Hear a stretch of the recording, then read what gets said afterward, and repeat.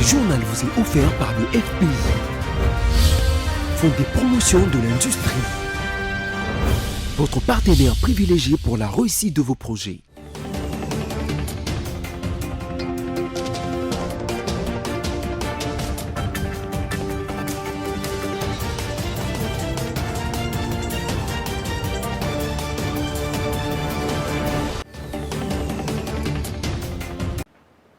Nous sommes sur BSC Télévision, mesdames et messieurs, bienvenue dans cette édition.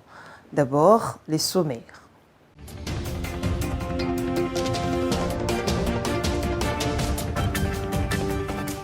Le gouvernement, après une réunion d'évaluation présidée par le chef de l'État, a décidé de réévaluer les plans du retrait de la MONUSCO. 24 ans après l'agression qu'a subi Kinshasa durant la période du régime de Mzee Laurent Désiré Kabila, les Congolais s'en souviennent encore. Le procès de Jean-Marc Kabound, l'ancien premier vice-président de la Chambre basse du Parlement, est renvoyé le mardi du mois en cours après l'audience de ce mardi à la Cour de cassation. 2 août 1998, 2 août 2022, voici 24 ans maintenant depuis que la République démocratique du Congo avait subi une nouvelle agression armée à Kinshasa durant la période du régime de Mzee Laurent Désiré Kabila. À peine 14 mois après la fin de la guerre menée par la coalition anti-Mobutu, un nouveau mouvement armé annonce le 2 août 1998 les débuts d'une nouvelle guerre des libérations contre le régime Kabila. Les conflits opposent entre eux les membres fondateurs de l'AFDEL, la coalition qui avait installé Mzee à la tête de la République démocratique du Congo en mai 1997. Dans un autre chapitre, c'est au tour du président de la République qu'une réunion de crise a été tenue pour analyser les manifestations spontanées contre la MONUSCO et la récente tragique à Kasindi. De la situation générale et les bilans, il en ressort un quota de 36 morts et plusieurs blessés graves. Ainsi, la question du départ rapide de la MONUSCO est à suivre de près, selon les comptes rendus du ministre de la Communication et Médias et porte-parole du gouvernement. Suivez. Communiqué officiel. Le président de la République, chef de l'État, commandant suprême de forces armées de la République démocratique du Congo et de la police nationale congolaise, a présidé ce lundi 1er août 2022 une réunion de crise consécutive aux manifestations contre la MONUSCO et aux incidents tragiques survenus au poste frontière de Kasindi. Il ressort de ce rapport un bilan lourd de 36 morts répartis comme suit: 13 morts à Goma, 13 morts à Butembo, dont 4 casques bleus, 4 morts à Uvira, 3 à Kanyabayonga et 3 à Kasindi. Il a aussi été dénombré près de 170 blessés. Décès qui précèdent, le gouvernement a été instruit de diligenter une réunion avec la MONUSCO en vue de réévaluer le plan de son retrait, convenu en vertu de la résolution 2556 du Conseil de sécurité. Enfin, le président de la République a réitéré son appel au calme. Les passés des Nations Unies au Congo ne plaident pas en faveur de leur sainteté aux yeux des Congolais. Leur double jeu au Congo au lendemain de l'indépendance du Congo ainsi que leur inaction et confession d'impuissance face au M23 soutenu par les Rwandais et l'Ouganda avec la complicité de puissances occidentales et leurs multinationales intéressées aux minerais de Kivu justifie la méfiance de Congolais vis-à-vis de la MONUSCO. C'est une réflexion de la rédaction rendue par Samy Bosongo. La gérance par les Nations Unies des situations de la RDC s'est toujours réalisée, non pas en faveur des intérêts légitimes des Congolais, mais au profit des puissances impérialistes qui commandent le Conseil de sécurité de cette organisation. Le président congolais Félix Tshisekedi, qui, à l'occasion de la réunion de crise qu'il a présidée lundi 1er août au courant, a rappelé au secrétaire général de l'ONU que le retrait du M23 de toutes les localités actuellement occupées est une condition nécessaire à la baisse de la tension entre la population congolaise et la MONUSCO a démontré qu'il prenait bien la mesure de la situation. À l'opposé de sa mission, la MONUSCO observe bras ballants l'invasion de la RDC par les États du Rift africain sous le masque du M23, États avec lesquels les puissances occidentales et leurs multinationales traitent. Et pire encore, la MONUSCO a déclaré son incapacité à se mêler de l'agression par les M23, glorifiant la qualité de ses armes. Ce qui rappelle le double jeu des Nations Unies au lendemain de l'indépendance de la RDC. En effet, appelé par Patrice Emery Lumumba pour protéger le pays contre l'agression belge au lendemain de la proclamation de la sécession katangaise orchestrée par les Belges, les casques bleus arrivés alors au Congo ont protégé les Belges et les Nations Unies ont joué les jeux des agresseurs du Congo. De même que les Nations Unies ont reconduit l'embargo sur les armes contre la RDC agressée par les M23, de même dans leur résolution du 8 août 1960, elles ont plutôt procédé au désarmement complet de l'armée lumumbiste. Et pour cela, le secrétaire général de l'époque, Dad Hammarskjöld, a dû au préalable discuter avec Claire Timberlake, l'ambassadeur américain à Léopoldville. Les forces de Tchombe, pourtant en débandade, en ont profité pour massacrer les Balubakat qui soutenaient Lumumba, le Premier ministre et ministre de la Défense. Plus tard, les Nations Unies ont même participé à l'assignation à résidence surveillée de Lumumba avec les casques bleus ghanéens, ce qui aidera plus tard à son assassinat. Les Nations Unies ont joué les jeux des USA au Congo, dont l'assassinat de Lumumba, dont l'aide à la marionnette Mobutu pour écarter Tchombe suivant l'évolution des intérêts américains et dans toutes les campagnes martiales de Mobutu pour éliminer les lumumbistes. En Toura province, les victimes de crimes graves et violences sexuelles liées au conflit en Ituri peuvent désormais bénéficier d'une réparation en titre de dommages et intérêts. Une délégation du ministère de la Justice est à Bunia pour un état des lieux avant de lancer ces projets du gouvernement congolais. Regardez.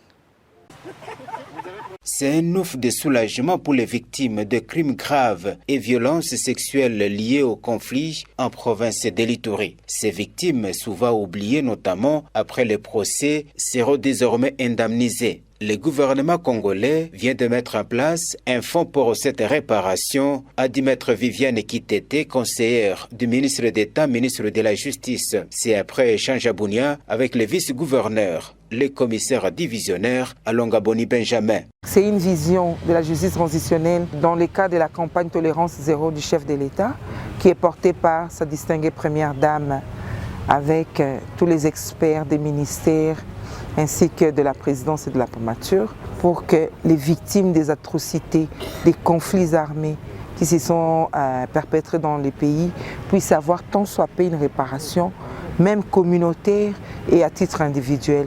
Raison pour laquelle on est là, pour que la communauté elle-même définisse son modèle de réparation, pour qu'il y ait justice, qu'il y ait vérité et réconciliation, pour que nous puissions booster le développement de notre cher pays. Elle appelle la population iturienne à bien identifier les types de réparation. Et j'aimerais que la population iturienne puisse bien réfléchir à son modèle de réparation. De ne pas voir seulement le chiffre, de ne pas voir l'argent, mais qu'ils puissent voir une vraie réparation et qu'ils puissent accompagner l'état des sièges qu'il y a dans la province de l'Ituri. Nous voyons déjà nos vaillants qui sont là, nos héros qui sont là, pour accompagner la province, pour travailler, pour qu'il y ait la paix. Ce projet est piloté par une commission multisectorielle créée à la présidence de la République pour la mise en place des fonds nationaux pour la réparation des victimes, FONAREV en sigle. Le sénateur Matata Ponyo poursuit avec sa tournée à Kindu. La 3e et 4e journée a été marquée par la visite de sites abritant son université, son école et sa rencontre avec la population à la place Mapon. Suivez ces récits. Les chants, les danses, télé, en quoi consistait l'accueil chaleureux réservé à Matata Ponyo à l'entrée de l'église. Les fidèles, venus nombreux pour répondre à cet unique rendez-vous dominical aux côtés du sénateur, à la paroisse de la 81e communauté méthodiste unie au Congo. Durant la célébration de la messe, l'officiant du jour s'est attelé sur le livre d'Exode, chapitre 15, versets 22 à 26. Touché par cette prédication, à la sortie du culte, Augustin Matata Pogno s'est exprimé en ces termes. Ce culte a témoigné la sympathie et l'amour de l'ensemble de la population du Maniema qui veut que ces acharnements politiques cessent, que ces acharnements judiciaires cessent. Parce que le temps est au travail, le temps est à l'unité, le temps est au progrès, le temps est à la prospérité, le temps n'est pas à la chicanerie, le temps n'est pas aux bassesses, le temps est au progrès. Poursuivant sa tournée, l'ancien Premier ministre et son équipe ont visité l'université Mapon, procédant tour à tour à l'inspection de différents bâtiments. Beaucoup d'encre et des salives ont été versées sur cette université à Kindu. À l'entrée, la plaque logée sur les murs de l'université indique le nom et de particuliers contributeurs et donateurs. Dans la soirée, le président du LGD, accompagné de son secrétaire général Franklin Chamala, s'est rendu à la place Mapon pour respirer de l'air frais de son Kindu natal avec les camps Mbele de Kosa Kosa de Lumbu Lumbu. Pour immortaliser l'instant, à côté de la statuette érigée à sa mémoire, un écran géant diffuse en boucle ses réalisations qui attirent de plus en plus la population venue sur les lieux pour sympathiser avec Bwana Kamburimbo. Un surnom lui est collé ici.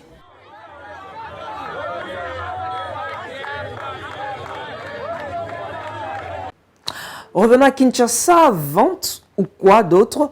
La question de 27 blocs pétroliers et 3 blocs gaziers préoccupe les Congolais désireux d'y voir clair de tirer leur épingle du jeu. La rédaction de BSC Télévision s'emploie à la dialectique de cette actualité économico-politique à travers cette analyse signée Sami Bosongo. La matière vente aux enchères de blocs pétroliers et gaziers ou appel d'offres pour l'attribution des droits des hydrocarbures, avec le lancement jeudi 28 juillet à Kinshasa des 30 appels d'offres, préoccupe au plus haut point les Congolais intéressés à la gestion des richesses naturelles de leur pays. Parmi les critiques à cette initiative du régime congolais figure le député national Claudel Lubaya qui stigmatise, outre le flou entretenu par le gouvernement sur la vraie opération à laquelle il s'attelle, la logique des bradages et des prédations inconsidérées au profit des étrangers et de leurs complices locaux. Or, force est de constater que depuis l'alternance, on bloque l'application du code minier de mars 2018 qui est à l'avantage des Congolais. On a publié la loi portant régime général des hydrocarbures réputée léonine. On a mis en vigueur une loi agricole accordant aux étrangers le droit de disposer de plus de 50% des droits sur des terres.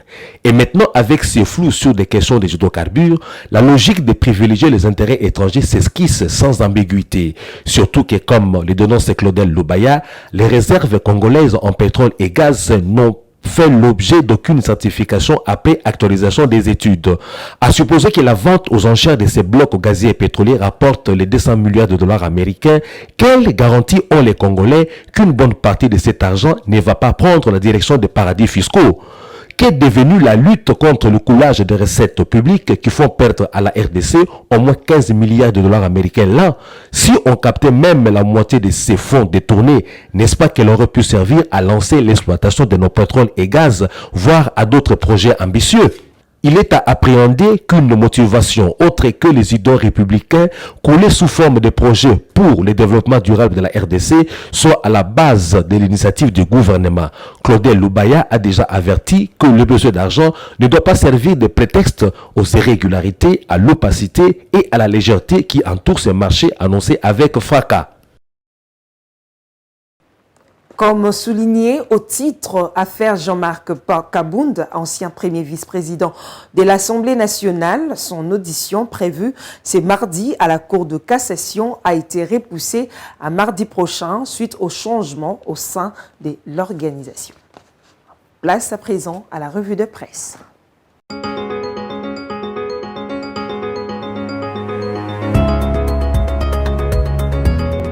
Bonjour.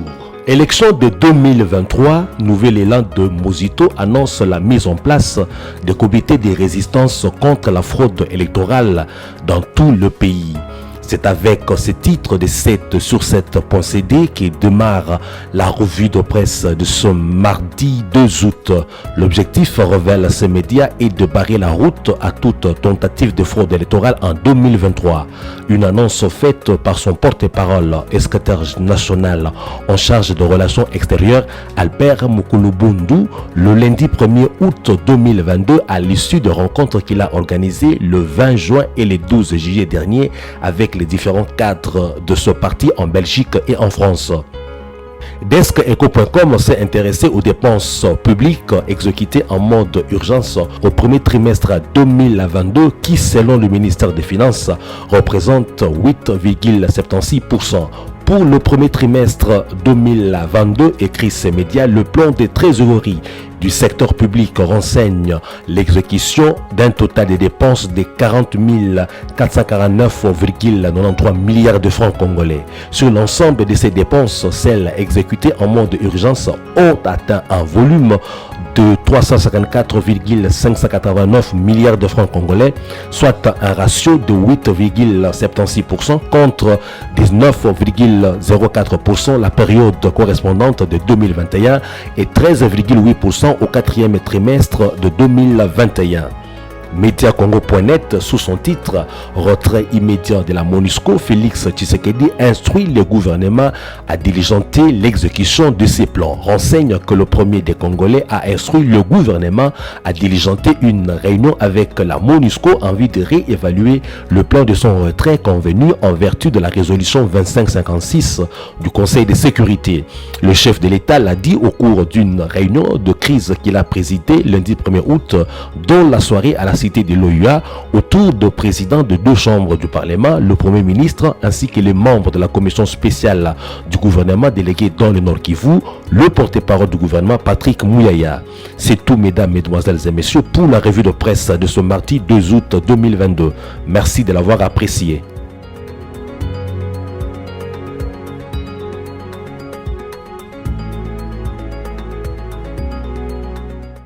Avant de se quitter, le rappel de titres.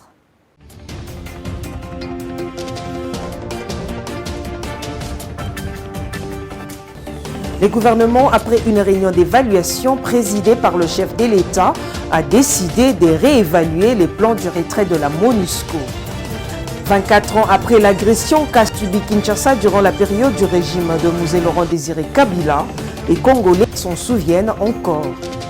Le procès de Jean-Marc Kabound, l'ancien premier vice-président de la Chambre basse du Parlement, est renvoyé le mardi du mois en cours après l'audience de ce mardi à la Cour de cassation. Voilà ce qui met fin à cette édition. Merci pour votre attention. Surtout, les programmes continuent sur la BIC Télévision.